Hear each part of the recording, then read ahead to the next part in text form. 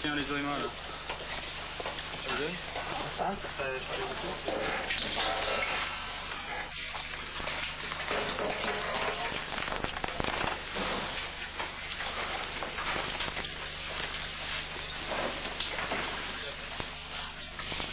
Je me suis engagé à l'âge de 17 ans à la Légion étrangère. J'ai servi 8 ans au 2e REP. Je suis sorti à l'âge de 25 ans. J'ai passé le concours d'entrée en gendarmerie.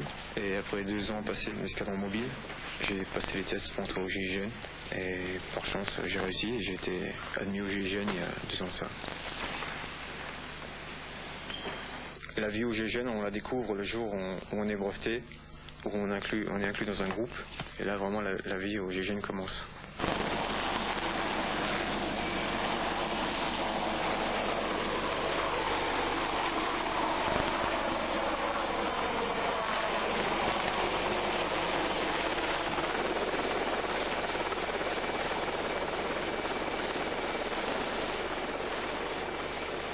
Au départ, on est très fiers de pouvoir entrer au GIGN et c'est sûr que quelque part avec les copains, quand on sort entre nous, on a réussi, on est un groupe, mais en fait,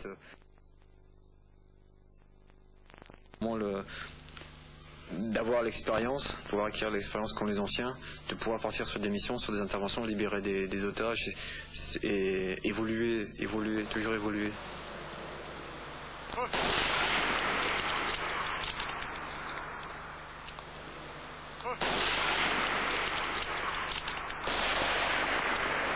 Votre première mission, votre première opération marquante, c'était quoi? Ça s'est passé comment?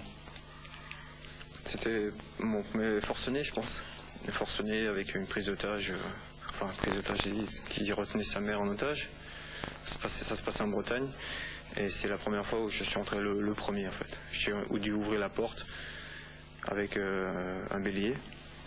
Et ça s'est pas très bien passé l'ouverture de porte puisque j'avais pas assez de ballon et le bélier n'avait pas assez d'inertie pour enfoncer la porte du premier coup. J'ai dû m'y reprendre à 3 fois avant que la porte cède et qu'on puisse rentrer pour intercepter l'individu. Et au bout de la 3e fois, donc la porte a cédé. Et normalement j'aurais dû m'effacer pour laisser passer le reste de l'équipe derrière moi, mais comme j'avais pris du retard et que ça allait exposer les gens qui étaient derrière moi, j'ai décidé d'y aller en premier. Chacun doit être en mesure de prendre dans l'action une initiative qui va peut-être permettre le succès de l'opération.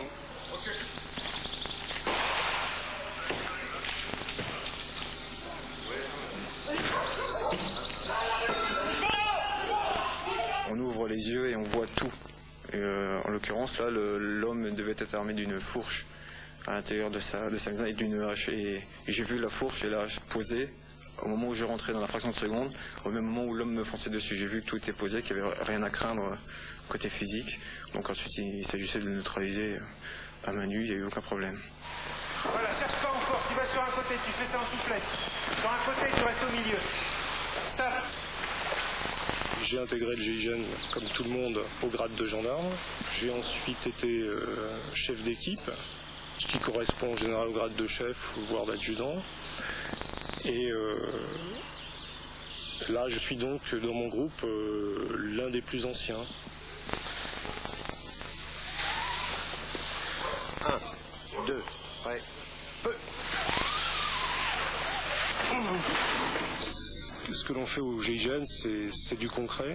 L'entraînement aboutit sur l'intervention et les gens en intervention sont ensemble. Ils sont dans la même merde. Et ça crée des liens. Et des liens que je pense qu'on ne pourrait pas créer autrement, quoi. L'expérience des anciens, pour nous, est très importante. Très importante, parce qu'ils ont vécu diverses situations. Ils ont réagi d'une façon où, après analyse, on aurait pu dire on aurait pu réagir autrement.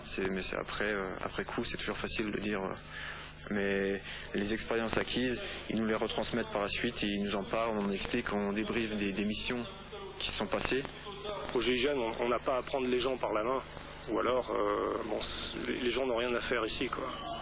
Par contre, effectivement, on sent que pour les plus jeunes, il est nécessaire de leur donner quelques conseils et puis de bien leur faire sentir les marques.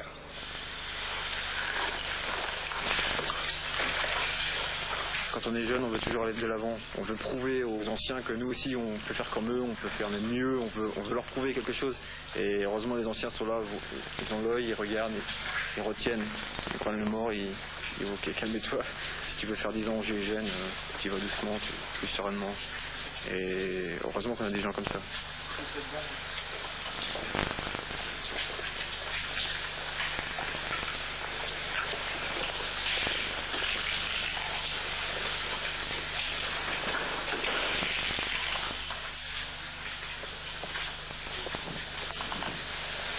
Un geste, une attitude, on arrive des fois à communiquer entre nous sans avoir besoin de parler.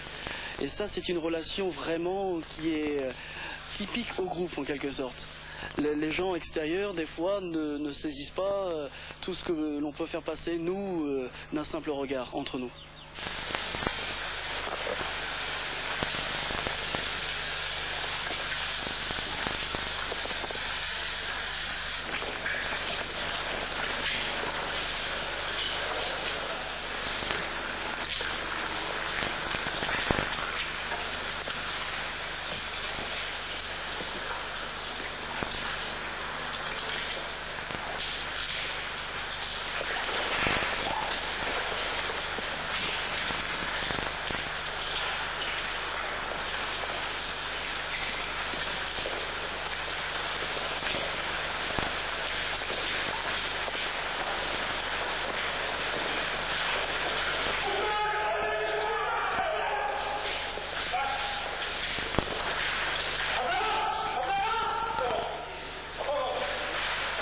L'intervention, libération d'otages, tout ça, c'est vraiment c'est les choses mythiques, tout ça.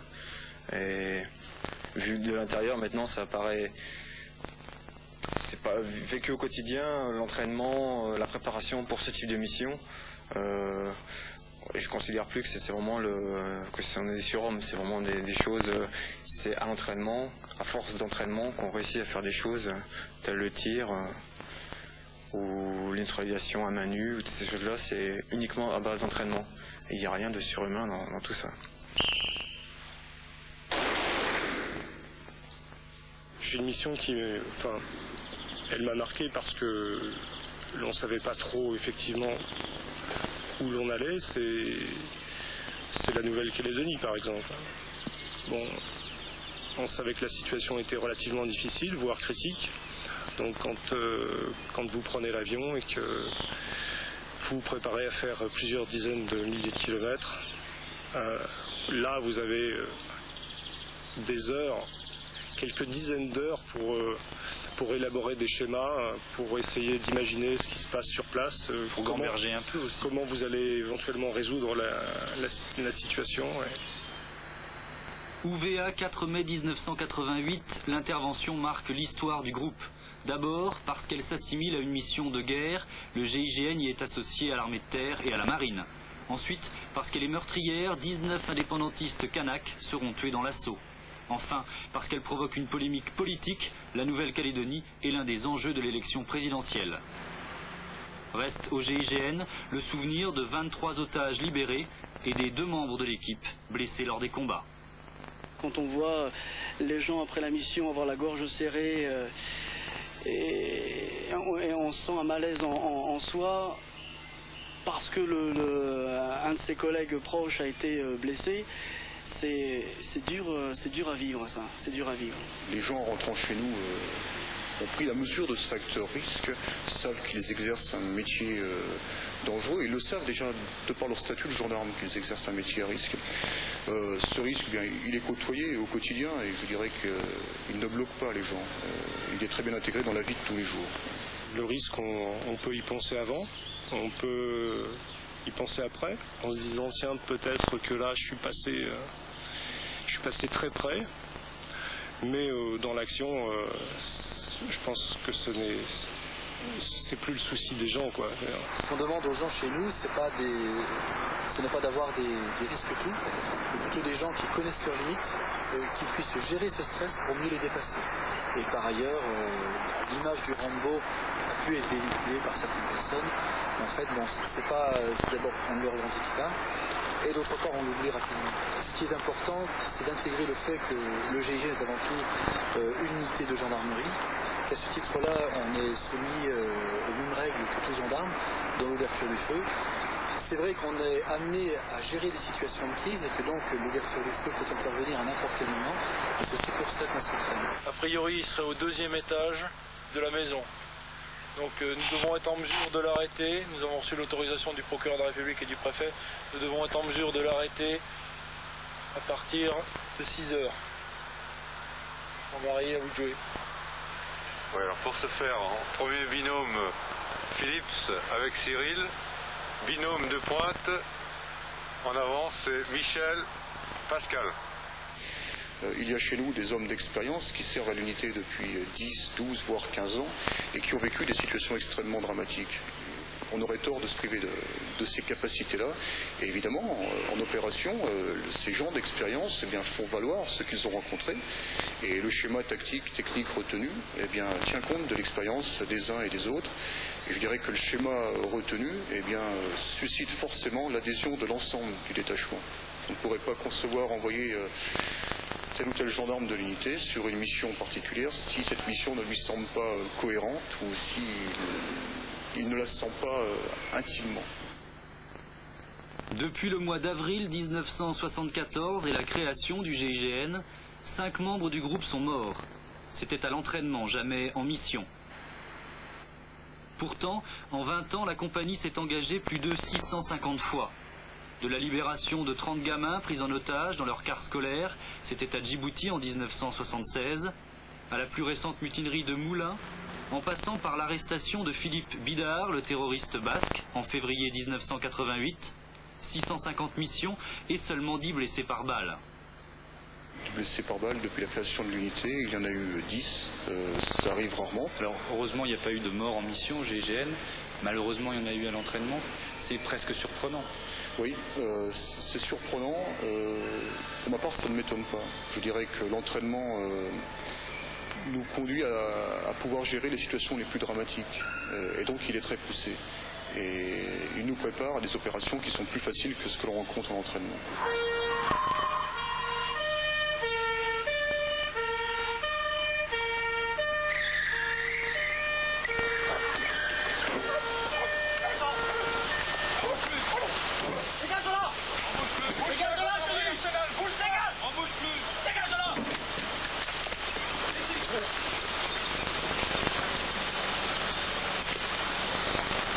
Sur la soixantaine d'opérations conduites par le groupe en 93, sur 2 opérations de flagrant délit, il a fallu, dans un cas de légitime défense, faire usage de l'arme. Mais je dirais que c'est une solution rarissime en opération. Si on tire en mission, c'est qu'on n'a pas pu faire autrement. Donc c'est que c'est la seule solution qui nous restait pour pouvoir mener à bien l'opération et aboutir à un résultat positif. En tout cas, il faut savoir que cette barrière de l'usage des armes est repoussée au maximum. Ça vous est déjà arrivé d'utiliser votre arme en mission, de tirer? Jamais. Il faut éviter. Si vraiment l'individu ne nous laisse aucun choix, ou si il menace la vie d'un otage ou notre vie, ensuite on est obligé de faire feu. Mais sinon, au maximum, on essaiera d'éviter de faire l'usage de nos armes. Le respect de la vie humaine au groupe serait très très important. On y attache beaucoup d'importance. Chacun d'entre nous ici fonctionne pour une seule et unique idée, c'est-à-dire la préservation de la vie, ça c'est certain. Et ça c'est quelque chose qu'on ne perçoit pas de l'extérieur. Et ça c'est quelque chose qui m'a touché, ça. Quelle que soit la personne, que ce soit le bon ou le méchant, c'est une vie avant tout. Et au groupe, on ressent vraiment l'idée de préserver la vie, quelle qu'elle soit.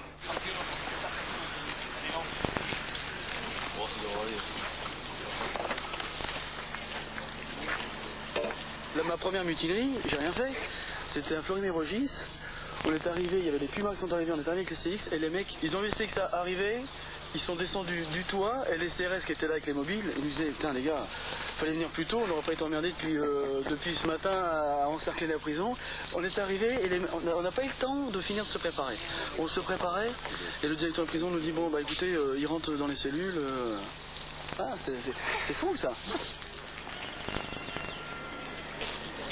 Nous avons l'estime de certains détenus parce que nous avons l'habitude de les côtoyer au travers des différents transfèrements, qu'il y a un respect mutuel. Ils savent ce que vous valez, quoi. Je pense qu'ils savent ce que nous valons.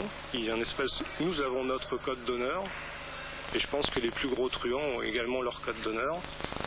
Et à partir de là, il y a des rapports de confiance qui s'installent. Et quand le GIGN mène une négociation en milieu pénitentiaire, en général, nous sommes écoutés par les meneurs. Et quand une parole est donnée, elle est donnée. Le GIGN vit un peu en vase clos, dans un monde qui cultive le secret. Exemple, Denis alias MacGyver, capable entre autres de transformer un haut-parleur en caméra vidéo ou une bouteille de gaz en radioémetteur. Bon, je savais déjà qu'il cherchait un peu un gars qui bidouille un peu, quoi. J'ai appelé le capitaine et lui m'a dit venez nous montrer ce que vous savez faire. Dans la pièce, j'avais mis sur une table, j'avais mis une arme avec un contact magnétique. Ce qui fait que dès qu'on prenait l'arme, on se prenait un coup de flash au niveau des yeux. J'avais piégé des bouteilles de plongée. Dès qu'on mettait la main sur le métal, à n'importe quel endroit, ça déclenchait aussi un flash. Et dehors, j'avais mis donc des fils de piège et des petites barrières infrarouges. Et un gars progressait dehors et au fur et à mesure qu'il avançait, on visualisait sur le récepteur son avancée, quoi. Et en plus, je dirais ce qui prime, c'est plus l'imagination et bon, la dextérité.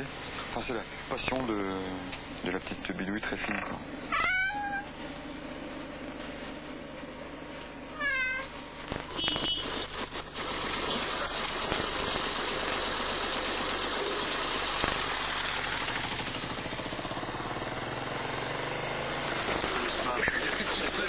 Jean-Mi,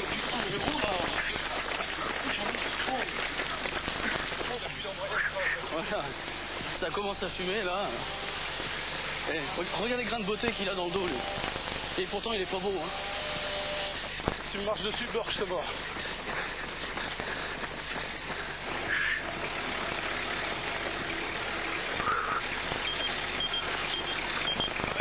À la maison. La mise en alerte, c'est stressant parce qu'on est chez soi ou on est à l'entraînement et le bip résonne. Là, il y a un moment de stress parce qu'on ne sait jamais qu'est-ce qui se passe. Je pense que c'est quelque chose qui peut être difficile à vivre pour les épouses notamment.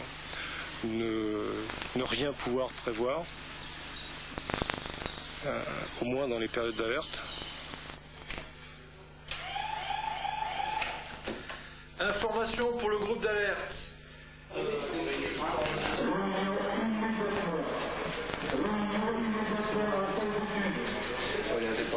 Nous a sollicité pour nous mettre en mouvement parce qu'ils ont eu des éléments d'enquête très intéressants au courant de la semaine. Moi j'ai la chance d'avoir une amie, parce que je suis pas marié, qui est très très conciliante, que j'ai connue quand j'étais à la Légion. Donc il y avait déjà une approche de ce type de métier avec l'éloignement et tout ça.